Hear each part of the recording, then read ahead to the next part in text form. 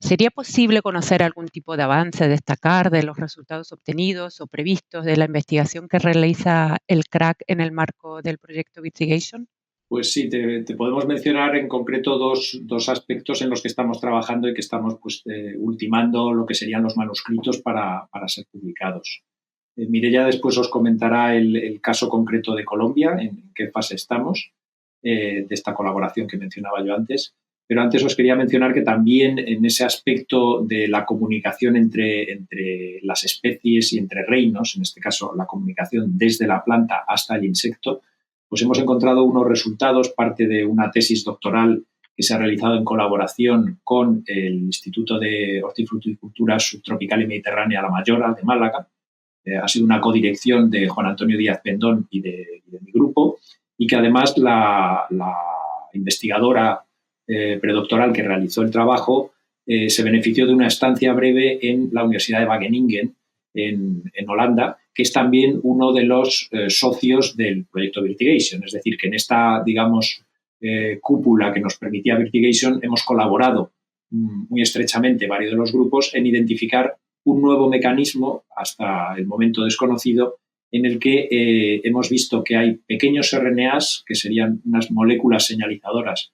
que derivan de la infección viral y que se producen en la planta, pero cuyo objetivo molecular estaba en el vector. Esto de alguna manera era inesperado, se podría pensar que esto podía ocurrir, pero nadie lo había demostrado, y lo que hicimos fue, ayudados por los investigadores holandeses, hacer un mapeo de estos pequeños RNAs que teníamos identificados en la planta como consecuencia de la infección viral, y encontramos que tenían hibridación posible con genes del insecto.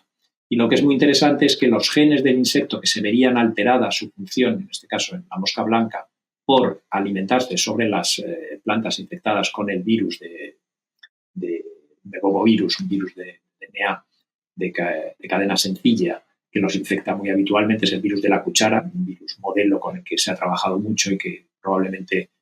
sea bastante conocido por el gran público. Pues estos pequeños RNAs derivados de la infección por el virus de la cuchara encontraban una serie de genes en la mosca blanca, que es su vector natural, que afectaba su comportamiento, porque le dificultaba la capacidad de detoxificar elementos presentes en la planta de tomate, y esto favorecía su dispersión. Es decir, la mosca, si lo podemos pensar de una manera genérica, es atraída por las plantas infectadas por distintos motivos, que principalmente pensamos a raíz de experimentos realizados con olfatómetro y con libre elección en unas arenas de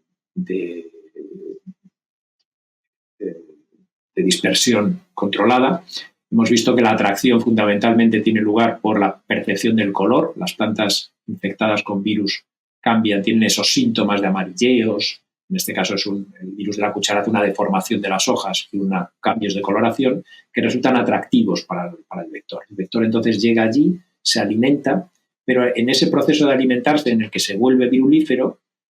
además adquiere esos pequeños RNAs producidos en la planta que afectan su capacidad de detoxificar compuestos del tomate sobre el que se está alimentando, y ese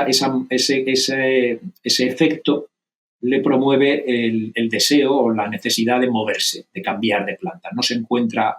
digamos, a gusto alimentándose sobre esa planta, y eso le motiva, le cambia el comportamiento para buscar una nueva planta. Y si pensamos en ese proceso, es muy adecuado para la dispersión de virus. Primero la traigo y después le hago irse. Entonces el vector primero llega, adquiere el virus y a partir de ahí se mueve a otras plantas. Este es un descubrimiento que, como decía, es bastante inesperado y que tenemos ya prevista su publicación en breve para dar a conocer el fenómeno y que se planteen experimentos adicionales para comprobar si es posible. Primero, si es más general de lo que hemos observado en el caso del virus de la cuchara, y segundo, si se puede utilizar en nuestro beneficio ese nuevo conocimiento para generar herramientas de control. Y en el caso de Colombia, quizás Mireia nos puede explicar más porque ella es la que está ahora preparando esa publicación. Por otro lado, en la colaboración que hemos realizado con un laboratorio de Colombia, nos hemos valido de esa herramienta que Juanjo os ha comentado antes, del Genome Detective, que se ha desarrollado en Virtigation, para identificar por primera vez infecciones mixtas en tamarillo, ¿vale? Que es un cultivo de la familia del tomate, es una solanácea, bastante extendido y de cierta relevancia económica en Latinoamérica y que además presenta unas propiedades nutricionales muy interesantes, por lo que pues, se propone el empezar a cultivarlo en otras regiones que tengan un clima favorable para también expandir su consumo. En este caso, lo que hemos hecho ha sido identificar la infección de, por un lado, el virus I de la patata, una cepa que aún no se había visto en tamarillo, junto con la infección de distintos tipos de torradovirus, ¿vale? Esto es muy interesante para los investigadores de Colombia, puesto que según la zona de Colombia en la que se realice el muestreo, se pueden encontrar infecciones con distintos virus. Y esa identificación y caracterización de lo que está pasando en la planta puede servir para desarrollar en un futuro estrategias de prevención frente a estas infecciones y así evitar las pérdidas económicas de este cultivo.